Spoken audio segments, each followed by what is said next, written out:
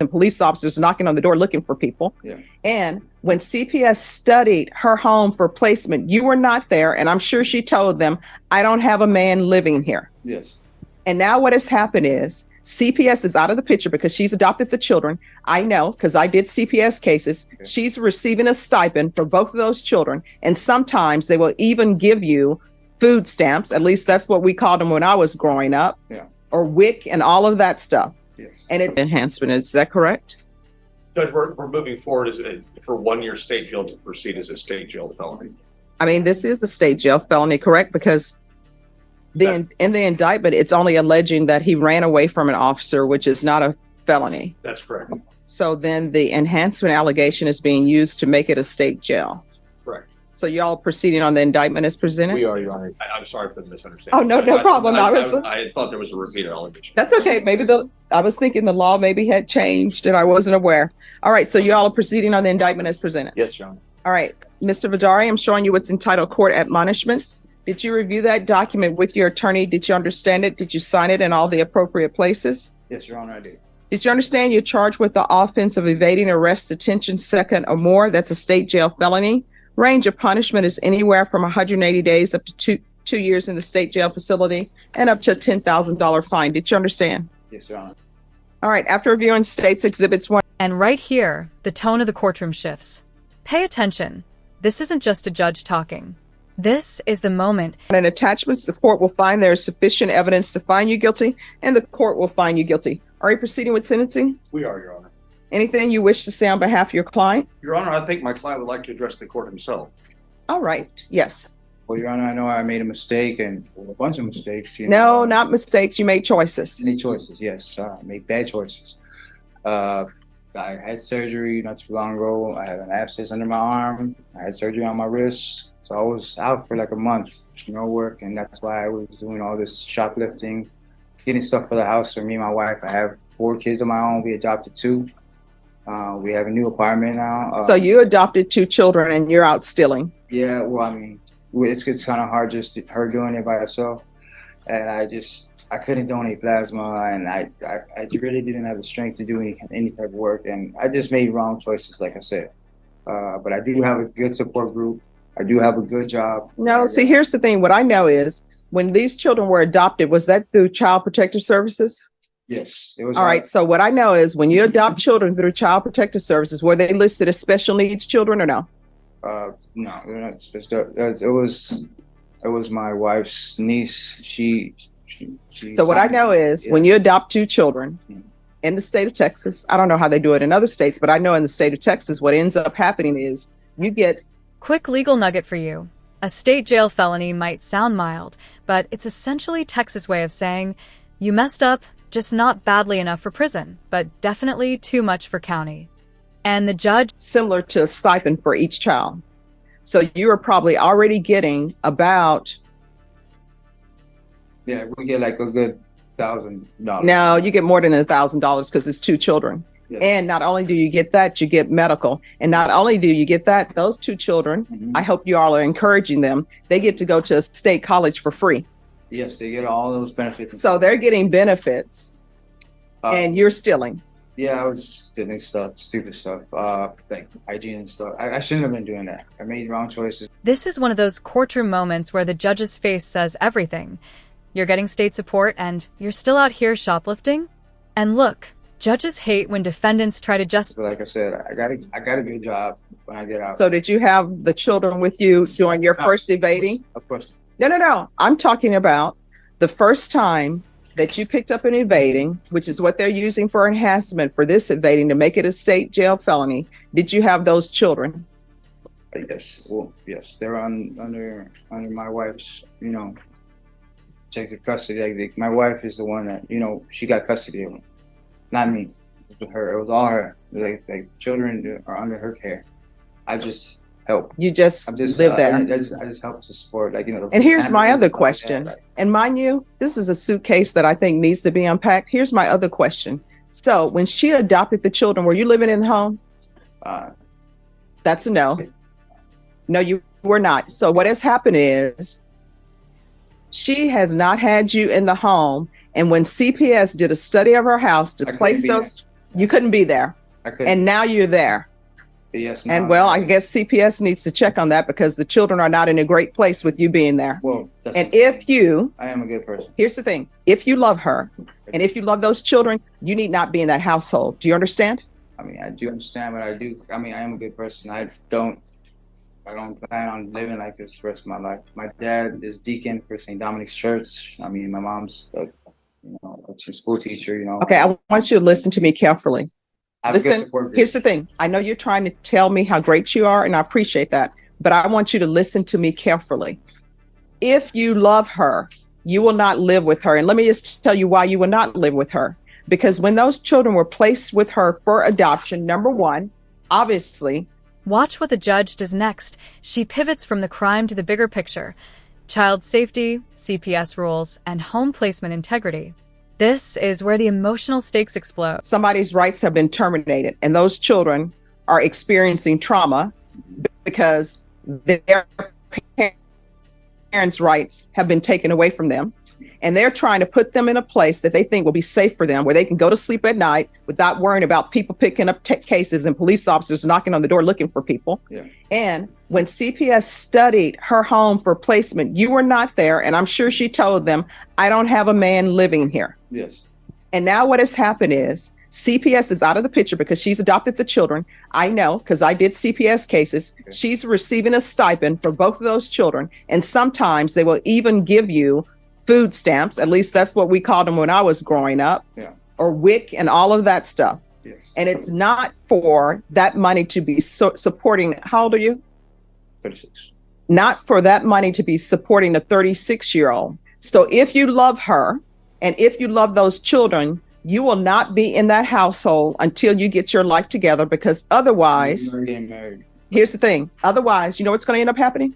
CPS is going to come in because they're going to get a report and those children will be removed and they will have another trauma on top of trauma. Do you understand? Yeah, I do understand. I don't want that though. I don't want that though. I mean, I have a good support group, man, and I know I made wrong choices, but that's not me. That's not me. I appreciate you telling me what you think I want to hear, but I would prefer the truth. This is what I'm going to do. I'm going to follow your agreement. I'm going to find you guilty. I'm going to sentence you to 1 year in the state jail facility. All right. If I could, I would not give you any credit, but I'm going to give you credit for any time served. Taking consideration 715-544-722-015, 715-474, 713-232, NIMAC number 740009. Yeah. We can go off the record. I'm going to say it for the final time. If you truly love her, if you truly love those children, you know you're not doing right. You should not be in their life. And guess what? CPS is going to get involved and they're going to remove those children. Do you understand? I do understand that. I don't plan on getting in trouble anytime. And just because you've adopted children, that doesn't mean that CPS can't come back and remove them. Do you understand? Here's the gut punch. Once the judge brings up CPS coming back, that's the legal version of a final warning siren.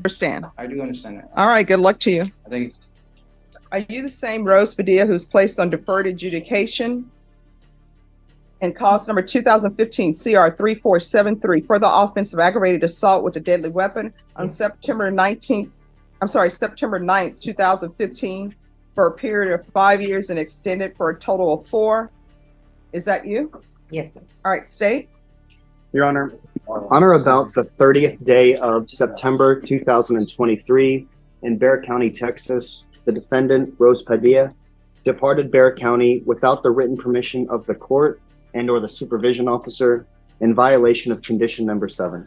How do you plead to that? True or not true? Yes. True. Is there a proposed agreement? There is, Your Honor. And what are you all proposing that the court follow? The proposal, Your Honor, was to continue on probation, extend for 1 year, and amend for probationer to pay at least $100 every 2 weeks for restitution. Probation. Your Honor, the original recommendation was for revocation. However, it does indicate that if the court wishes to continue to extend the 1 year, amend the probationer to pay at least $100 every 2 weeks for restitution. How much is owed on restitution? Your Honor, $78,775.98. How much has she paid on restitution since she's been on since 2015? $2,360. All right.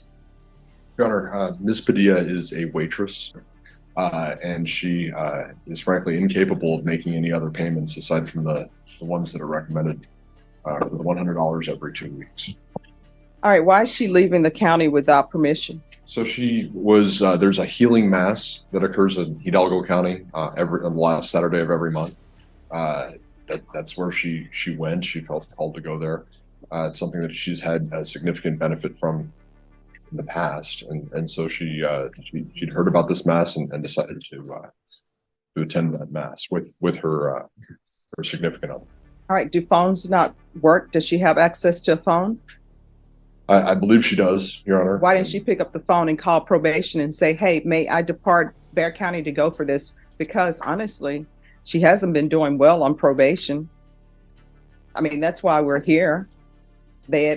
Probation is telling me they want a revocation. And in this court, normally it takes some doing for me to grant a revocation. So for probation to be asking for revocation when they know that normally if there is monetary issue, if there is a drug issue, usually I try to address those before we head down the road of revocation. So for them to be asking for revocation, that says something. So why didn't you pick up the phone and call probation and ask them if you could leave Bexar County to go to this event? You want to raise your right hand for me? You solemnly swear or affirm the testimony you give will be the truth and nothing but the truth, so help you God? Yes, ma'am. All right, you can lower your hand. State your name for the record. Rose Padilla. All right, why didn't you call probation? It wasn't a Saturday, and I thought, nothing was going to happen. Just me going and coming back. You cannot leave Bexar County without permission while you're on probation. You understand? Yes, ma'am. Now, they want you to pay $100. What did you say? Every 2 weeks or how often? Every 2 weeks? Yes, Judge. Are you able to pay this $100 every 2 weeks, or you're just saying that? Because let me just tell you why I'm asking that question. I find that when people are looking at potentially going to prison for 20 years, if people say, all right, we will agree to continue. If you pay $500 a week, you know what people will say? Well, I'm going to call this person and this person and I'll pay $500 a week. So I want to know, can you really pay $100 every 2 weeks? Or are you just saying this because that's the agreement you all reached? Or will you be able to pay it? If you're not going to be able to pay it, you need to let me know now, because if I follow this agreement and I get a report that you miss one of the weeks in paying, we don't have problems. So if you cannot really pay $100 every 2 weeks, you need to let the court know now. Now I'm trying to get back on my feet, and I think, but if I have a problem or something, like I have health issues, can I call and let y'all know that? No, see, here's the thing. Your agreement that you all have made, regardless of what health issues you have, is that you're going to pay $100 every 2 weeks, because there's somebody out there, and I'm not the one who took this plea because this was before my time, but there's somebody out there that you owe $78,000 to. So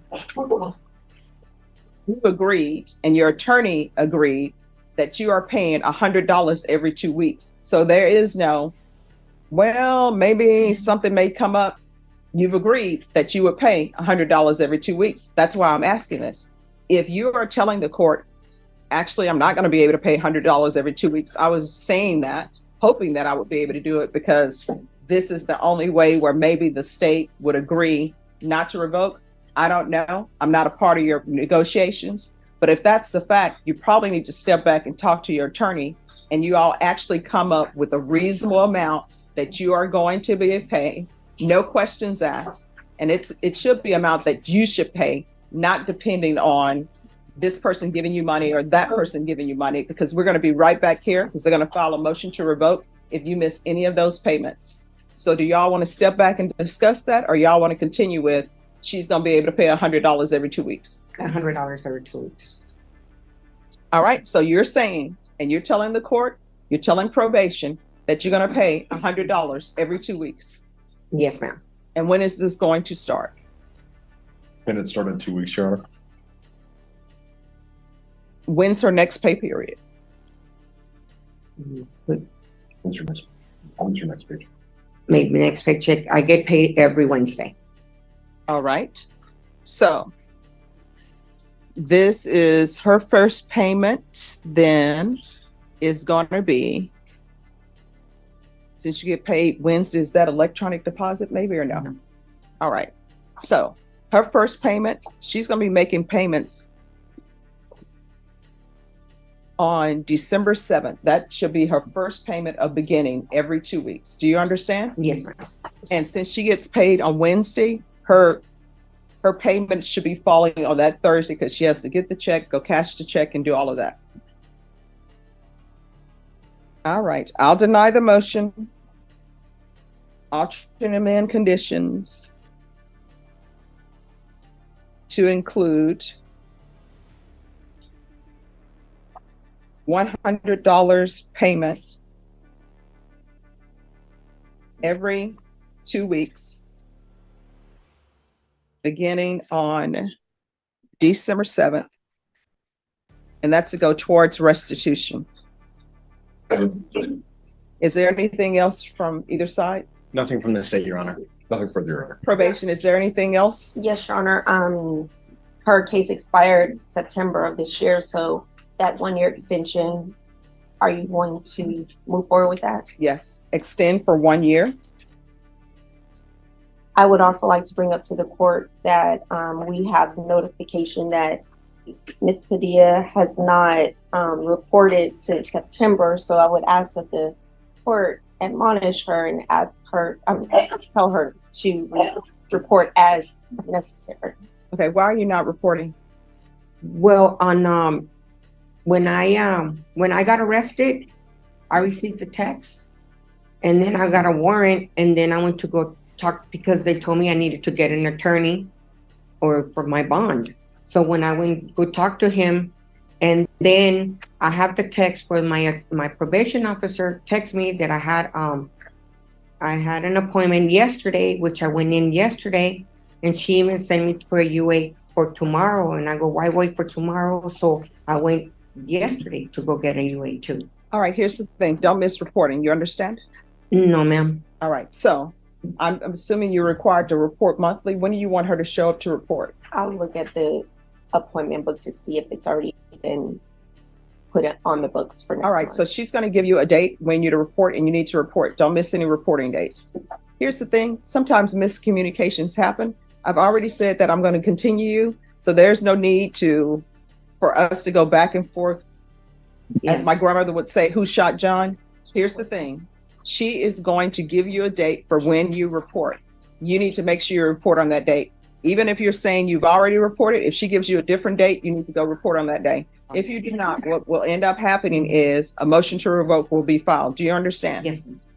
All right. And then I saw in the motion to revoke this new number 1 that nobody's going on. What is happening with that? So, Your Honor, one that is out of county. The investigation that I've done, I don't believe it was more serious than a Class C misdemeanor. So I don't expect anything to come up. We'll certainly keep an eye on it. All right. And is there any issue with her and UA?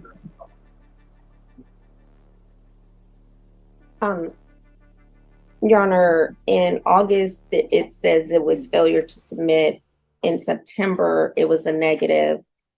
I don't have anything past September because there was that lapse in reporting. So if she said she UA'd yesterday, those results will not be available until next week. All right. Did you UA yesterday?